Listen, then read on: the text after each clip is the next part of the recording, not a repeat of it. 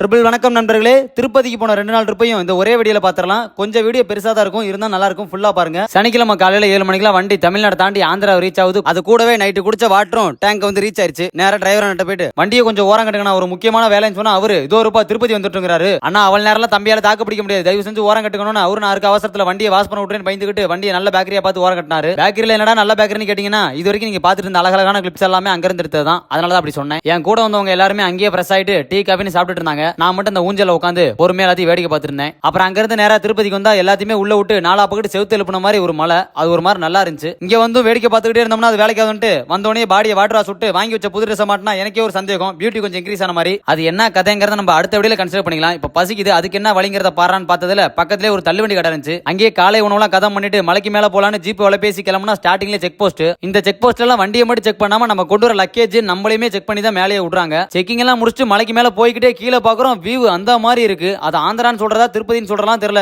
ஆனா வேற லெவல். அதை வேடிக்கை பார்த்துக்கிட்டே மலைக்கு மேல போய் இறங்கிட்டோம். இறங்கின உடனே பிரசாதம்னு சொல்லி ஒண்ணு கொடுத்தாங்க. வாங்கி 2 வாய் சாப்பிட்டா தான் தெரியுது, சாப்பாட்டுல மிளகா பொடி கலக்காம மிளகா பொடியில சாப்பாடு கலந்து வச்சிருக்காங்க. அப்படியே அதை ஓரங்கட்டி போட்டு லைன்ல நடக்கிறோம். இடையில தண்ணிலாம் கொடுத்தாங்க, அதையும் வாங்கி குடிச்சிட்டு நடக்கிறோம். கால் வலிச்சா உட்காந்து நடந்தோம். கடைசி கட்டமா ஒரு 4:30 மணி போல பெரிய ஹால்ல விட்டு அடைச்சிட்டாங்க. அங்க எல்லாருமே படுத்து தூங்கிட்டாலும் எனக்கு முன்னாடி ஒரு 3 பேர் மட்டும் லூடோ விளையாண்டு இருந்தாங்க. நான் போயிட்டு என்ன ஒருமே சேர்த்துங்க நண்பர்களேனா அவங்க தகிடன்னு தெலுங்குல பேசினாங்க. எனக்கு ஒன்னும் புரியல. அப்புறம் ஏதோ கொஞ்சம் நெஞ்சம் தெரிஞ்ச இங்கிலீஷால பேசி ஓகே பண்ணி அந்த கேம்ல நானே ஜெயிச்சும் போட்டேன். அப்படியே அவங்களோட ஃப்ரெண்ட் ஆகி ஃபன் பண்ணிட்டு ஜாலியா சிரிச்சுக்கிட்டே நேரம் போனது தெரியல. 7 மணிக்கு பால் கொடுத்தாங்க, அதுல ஒரு 4 டம்ளர் சாப்பிட்டு 9 மணிக்கு சாப்பாடு கொடுத்தாங்க. அந்த சாப்பாடை வாங்கிட்டு வெளியே வரதுக்குள்ள ஒரு வழி ஆயிட்டேன். எல்லாருமே வாங்கி சாப்பிட்டோன்னு 10 மணி போல கதவை திறந்து விட்டாங்க. நானும் சாமியை தான் பாக்குறோம்னு குதிச்சுக்கிட்டு ஒன்னா பாதியிலே மறிச்சு போனை பிடிங்கிட்டு கொண்டு போய் மறுபடியும் ரூம்ல அடைச்சிட்டானுங்க. ஆனா முன்னாடி இருந்த ரூம்ல கிடைச்ச 3 பேத்தையுமே மிஸ் பண்ணிட்டேன். இந்த ரூம்ல புதுசா ஒரு 4 பேர் கிடைச்சாங்க. அவனுங்களும் ஆந்திரா தான். கடைசியில வாடா போடான்னு பேசுற அளவுக்கு ஃப்ரெண்ட் ஆயிட்டானுங்க. ஒரு வழியா விடிய காலத்துல 4:30 மணிக்கு தான் சாமியவே கூட்டி போய் காட்டினாங்க. பார்த்த கையோட முக்கியமான ப்ராப்பர்ட்டியான லட்டை வாங்கிட்டு வெளியே வந்து வேலட்ல கொடுத்திருந்த போனை வாங்கி ஞாபகார்த்தமா 4 பேத்தி வீடியோ எடுத்துக்கிட்டு பார்த்து போங்கடா பாய்ஸ்னு வருத்தத்தோட வீட்டுக்கு வெளியே அனுப்பிச்சு வச்சிட்டேன். அப்புறம் கடை வீதியை சுத்து போட்டு வீட்டுக்கு ஏதாவது சாமி படம் வாங்கிட்டு போலாமான்னு பாத்துக்கிட்டு இருந்தேன். லிமிட்டை தாண்டி அமௌண்ட் இருந்தனால கடைக்கார்ட்ட தோ வரேன்னு சொல்லிட்டு பஸ் ஏறி மலை கீழே வந்து ரிலாக்ஸா 2 டம்ளர் மோர் அடிச்சேன். அப்படியே ஒரு குளிர் குளியில தான் போடலான்னு பார்த்தேன். சாமியை பார்த்துட்டு குளிக்க கூடாதுட்டாங்க. சரின்னு கைகால் முஞ்சம் மட்டும் கழுவிட்டு ட்ரெஸ் சேஞ்ச் பண்ணிட்டு அங்கேயே சாப்பிட்டு எல்லாரும்